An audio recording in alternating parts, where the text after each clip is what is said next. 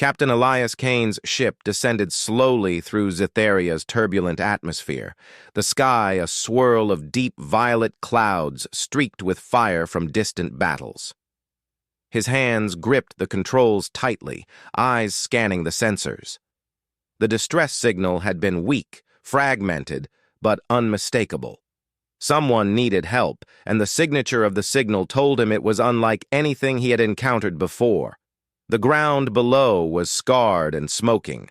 Forests lay in ruin. Rivers ran dark with ash, and jagged rocks jutted upward like broken teeth. The battle here had been recent. He could feel it in the static of the air and the tension that hung like a heavy cloak over the land. Yet, in the midst of devastation, a faint beacon pulsed, calling him to a specific clearing. Elias landed the ship carefully, dust and debris swirling around the landing bay. He stepped out, taking a deep breath of the alien air. It was thick, slightly metallic but breathable. His boots sank slightly into the blackened soil as he moved toward the beacon. The silence was deafening, punctuated only by distant explosions and the occasional roar of a dying creature. Then he saw her. Princess Lysera lay on the ground, her body battered and torn. Her armor was broken, and her skin glimmered faintly even through blood and dirt. She was beautiful in a way humans had never seen before. Tall, lithe, with eyes that glowed faintly like twin moons in the dim light. But beauty meant nothing if she did not survive the wounds that riddled her body. Elias hurried to her side. "Princess Lysera?" His voice was steady, though his heart raced. "Can you hear me?" Her eyes flickered open, hazel light dimming as she tried to focus. Her voice was weak, almost a whisper. "Human, you came." "Yes," Elias said, carefully lifting her into his arms. "I'll get you out of here." He carried her to the ship, ignoring the occasional flare of fire or the sharp cry of a distant predator. Once inside, he laid her gently on the medical bed. His team rushed in, scanning her vitals with advanced equipment. But every reading confirmed the grim truth. Her wounds were deep, alien in nature, and human medicine could do very little. Elias frowned. "Nothing is working. The medicine isn't responding." One of his med techs, a young woman named Kara, shook her head. "It's her biology. Her cells reject our treatments. We can stabilize her for a short time, but we won't be able to heal her completely." Elias swallowed hard. He looked at her fragile form, chest rising and falling shallowly. He had dealt with human casualties before, but nothing had prepared him for this. He could not lose her. He refused. He knelt beside her, placing his hands gently on her arms. "Lysera, I know you can hear me," he said softly. "I'm here. You're going to be okay." Nothing happened at first. The beeping of machines, the hiss of oxygen, the distant storm outside. It all seemed to continue as if she were beyond reach. Then, almost imperceptibly, a soft light began to glow around Elias's hands. Kara and the rest of the team gasped. The color of her wounds began to shift, the deep reds and purples of bruising fading into the healthy tones of living tissue. Lysera's shallow breathing deepened as her body responded, knitting together in ways that defied human science. Elias froze, uncertain but hopeful. It's working," he whispered, almost afraid to speak. Lysera's eyes opened fully, the glow returning to them. She blinked, looked down at her healed arms, and then at Elias. "How?" Her voice trembled with awe. Elias shook his head. "I don't know. I just held you." The medtechs were stunned. Kara muttered, "This isn't supposed to happen. Humans—" She stopped herself, eyes wide. Elias ignored them. His focus was on the princess. "You're safe now," he said. "I won't let anything happen to you." For the first time, Lysera smiled, weak but real. "You are unlike any human I have known," she said. "Your touch, it heals." Elias felt a strange warmth in his chest. He had trained for countless missions, faced hostile planets, and stared death in the face. But this was different. Humans were capable of great things, he knew, but this felt more than that. It was as if his very being had somehow connected to hers, bridging the vast gap between species. The comm system buzzed. A voice, harsh and commanding, echoed through the ship. "Captain Kane, you will release the princess immediately. You do not understand what you are holding?" Elias tensed. The voice belonged to General Tharok, Lysera's military commander. His tone was cold, unforgiving, and layered with suspicion. "I understand enough," Elias said, keeping his voice calm. "She is injured. I am saving her life. That is all." There was a pause, heavy and tense. "Do not underestimate the Zitharians, human," Tharok said finally. "What you have done, what you possess, it is dangerous. You will answer for it." Elias turned to Lysera, who was sitting up now, supported by his hands. Her gaze met his, filled with both relief and fear. "We will have to leave," he said softly. "They will not let us go." Lysera nodded. "Yes, I can feel it. Tharok, he will not trust you. But we must try." The next hours were a blur of preparation and quiet tension. Elias's crew secured the ship while he helped Lysera regain strength. She was fragile, but determined. Her species had endured wars and devastation, and she carried a sense of pride that refused to let her succumb to fear. As night fell over Zitharia, Elias stood at the viewport, looking at the distant lights of war that burned across the horizon. Lysera joined him, wrapped in a warm blanket. Her gaze steady on the destruction outside. "You humans, you are different," she said quietly. "Your courage, your compassion. I did not expect this." Elias shrugged, though a faint smile touched his lips. "We try. Sometimes it works. Sometimes it surprises even us." She studied him, eyes reflecting the faint starlight. "You have saved more than my life, Captain. You have given me hope." He nodded, not knowing how to respond. Words felt inadequate. Instead, he offered her a reassuring hand. She took it, her fingers closing around his with surprising strength. The comm system buzzed again, this time urgent. "Tharok's forces are moving toward your location. You have a limited window to escape," Kara reported, her voice tense. Elias's jaw tightened. "We leave now," he said. "Everyone, ready the engines. We're taking her out of here." The ship lifted off, engines roaring, dust and debris swirling around them. Outside, Zitharia's night sky was filled with flashes of distant combat, but inside, a fragile calm settled over the cabin.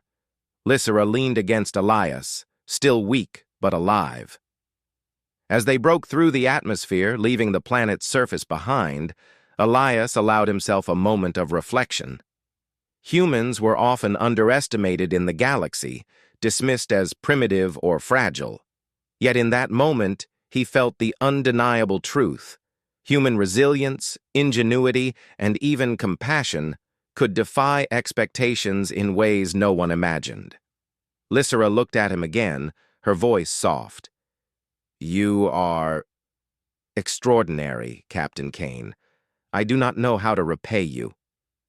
Elias smiled faintly. "You don't need to. Just survive. That's all the reward I need." But even as he spoke, he knew the journey ahead would not be easy. Tharok would not give up, and there were forces in the galaxy that would see what had happened today as a threat or an opportunity. Yet for now, Lysera was alive, her wounds healed, and human courage had shone brightly. For Elias Kane, that was enough to keep moving forward no matter the danger. Humanity had proven its worth, not through conquest or domination, but through compassion, courage, and the unyielding belief that life, any life, was worth saving. And somewhere deep in the stars, that spark of human potential had just begun to illuminate a path that no alien war, no political scheme, and no cosmic threat could easily extinguish.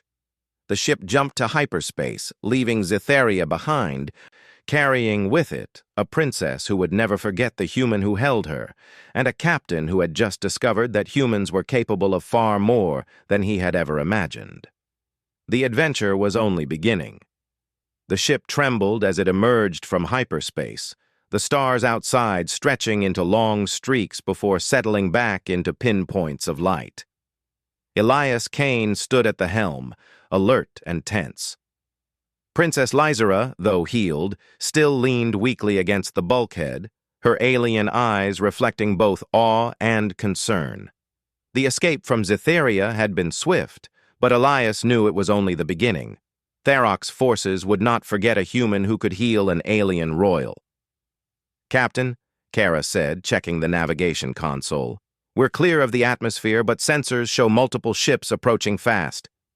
They're tracking us." Elias frowned. "Good. Let them come. We'll see how clever they think humans are." His lips quirked in a faint smile, though his heart pounded. Humans were often underestimated in the galaxy, but experience had taught him that cleverness, courage, and adaptability could tip the scales. Lysera sat upright, drawing strength from her recovered body. "I must return to my people," she said, voice steady. "But I cannot go back until Tharok is dealt with. He will never see this as a rescue. He will see it as a threat." Elias nodded. "Then we deal with him, carefully. No unnecessary bloodshed. Humans have a way of solving problems without fighting whenever possible." Kara glanced at him skeptically. "You really believe we can talk him down?" Elias didn't answer immediately. He had learned over the years that negotiation, combined with strategy, often worked where brute force failed. He turned to Lysera.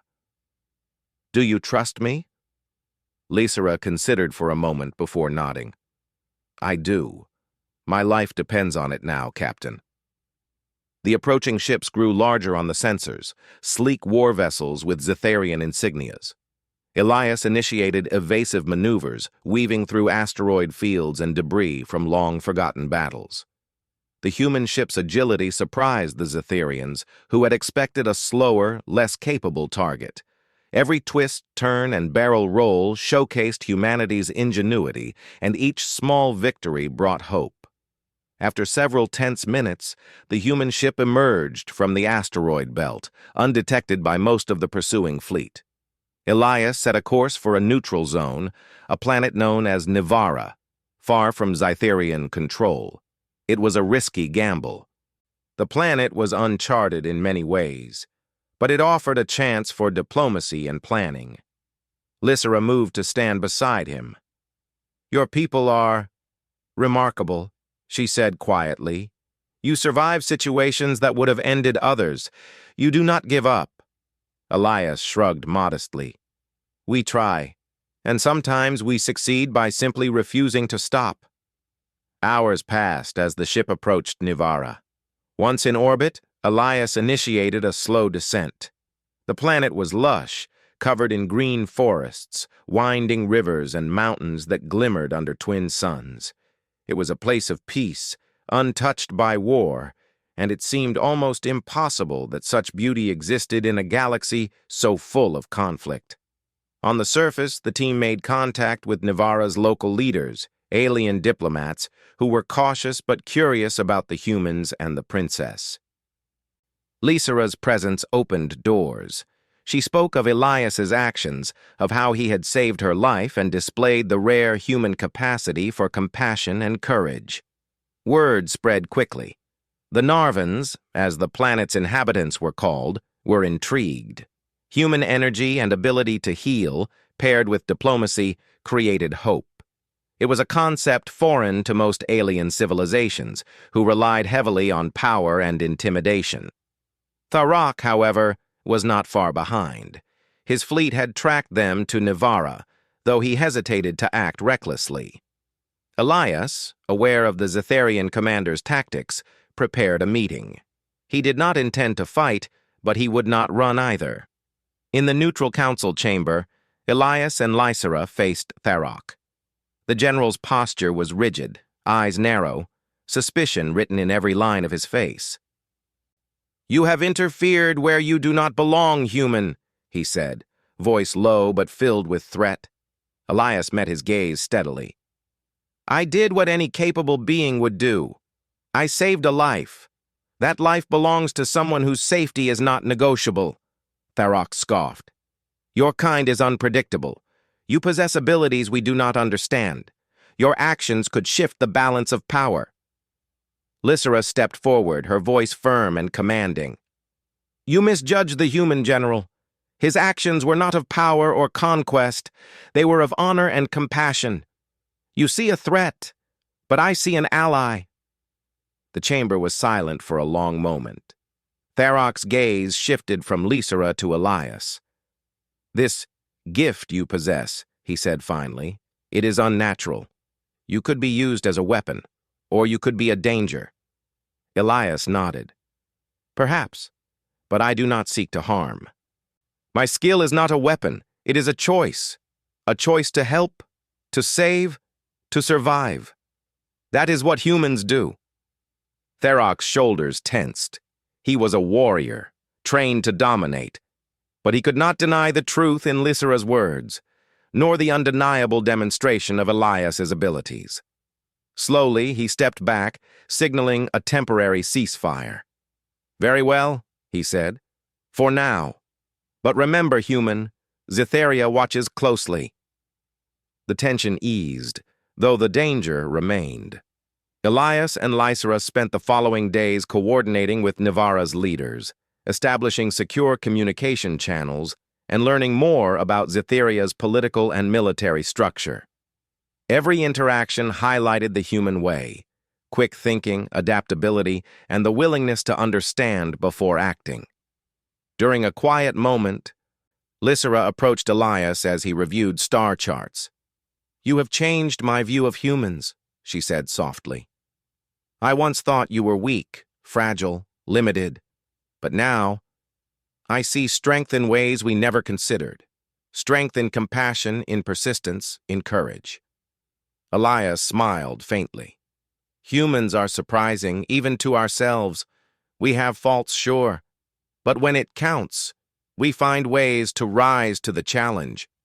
She studied him, a mixture of gratitude and admiration in her glowing eyes. "You are extraordinary, Elias Kane, not because of power, but because of heart. That is a gift many would never understand." The next test came unexpectedly. Zetharian scouts attempted a covert strike on Nivara, seeking to capture or harm the princess.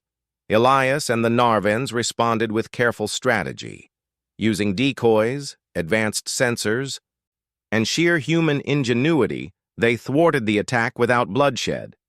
The scouts were caught, disarmed, and returned safely, an example of humans solving conflict through intelligence rather than force. The victory sent ripples through nearby systems. Aliens who had doubted humanity's worth began to take notice. Humans were no longer primitive. They were capable of shaping events, of protecting life, and of bridging cultures in ways that even advanced alien civilizations could not fully comprehend.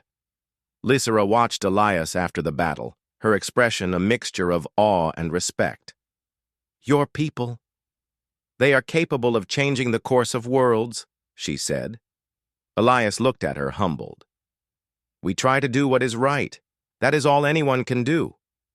As Nivara's twin suns set, casting golden and violet hues across the forests, Elias reflected on the journey so far.